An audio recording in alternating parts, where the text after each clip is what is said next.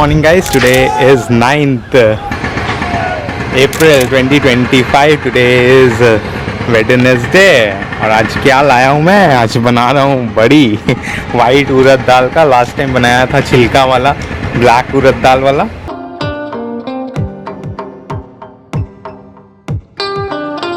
वो भी टेस्टी था, बट आज एक्चुअली थोड़ा सा बना रहा हूँ क्योंकि शाम को दही वड़ा बनाने का प्लान था।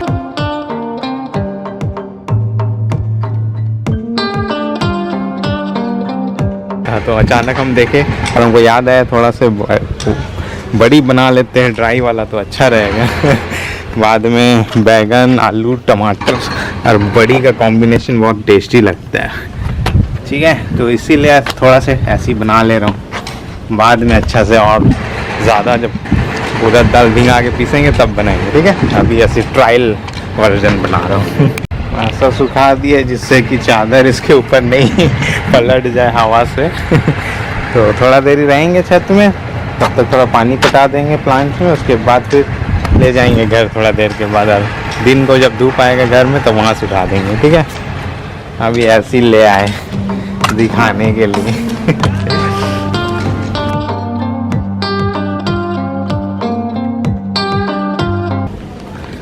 तो दूसरा दिन बड़ी सूखा है कल जो बनाए थे, क्या कि हम कल छत से ले गए थे जाने के टाइम में, तो कल ही सूख जाता। तो ज़्यादा कड़ा धूप था बट सूख जाएगा अभी भी पूरा अच्छा से। कड़ा तो हो गया, आवाज़ सुन सकते हो।